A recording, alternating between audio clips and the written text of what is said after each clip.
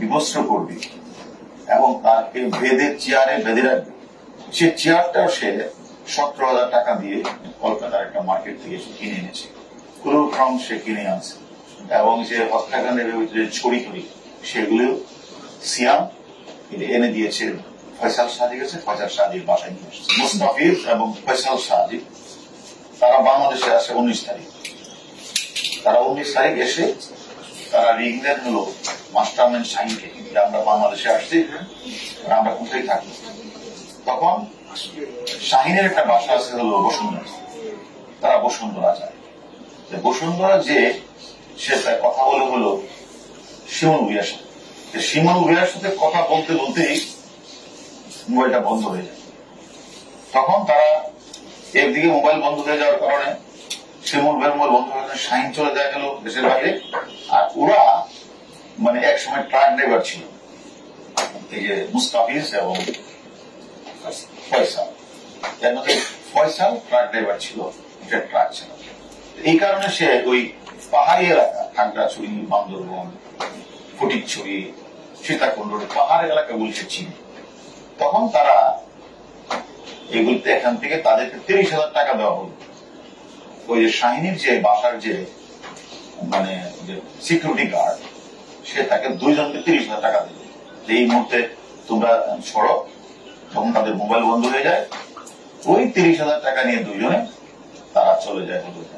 সেখানে তারা ওই গিয়ে শ্রী শ্রী পাতাল কালী মন্দিরে গিয়ে তারা ধুতি পরিহিত অবস্থায় তাদের মাথার চুল চেঞ্জ হয়ে যায় এবং সে বলে যে আমি মানে সেখানে বলে যে আমি সেখানে কালী মা, আমি মা কালীর অনেক ভক্ত, এই জন্য মা কালীর সাথে আমার থাকতে হয়। এই জন্য সে ওই ধুতি পরে সে মানে শ্রী শ্রী পাতাল মন্দিরে কালী মন্দিরে সে থাকে আর খুব ভক্ত, সে ওখানে পড়ে থাকে। এবং তারাও তাকে যখন দেখলো যে তাদের মাথায় চুল কাটা, ধুতি পরিহিত, সেখানে তারা ওই প্রতিদিন দুপুরে 120 টাকা, রাতে 120 টাকা দিত। সে তারা বাজার করে সে খাবার খেত এবং তারা মানে পুরোপুরি মানে তারা নামও চেঞ্জ করে দিয়েছে। তারা চুলের ধরন, ড্রেসের ধরন, তারপরে তারা একদম সবকিছু চেঞ্জ করে সেখানে তারা অবস্থান করছে, আকতে মিনতি করছে, বাঁচার জন্য চেষ্টা করছে। ফয়সাল সাদি তার হাতে ছিল ক্লোরোফর্ম, সেটা দিয়ে তার মুখে নাকের মধ্যে সে 4টে মেরে ধরে টুকরা টুকরা করে দেহ থেকে বিচ্ছিন্ন করে তারা যে ফেলে দিয়েছে 2 জন, তারা এর মধ্যে ফয়সাল এবং মুস্তাফিজ।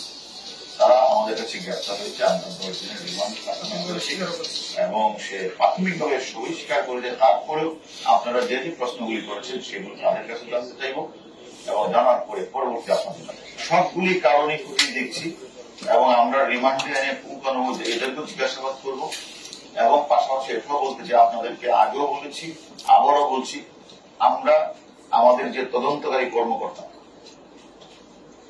তার প্রতি আমাদেরও নির্দেশ প্রদান করা আছে, আমাদের ঊর্ধ্বতন কর্তৃপক্ষের নির্দেশ প্রদান করা আছে। অযথা কাউকে ডাকাডাকি ও হয়রানি করা হবে না, হচ্ছে না, হবে না।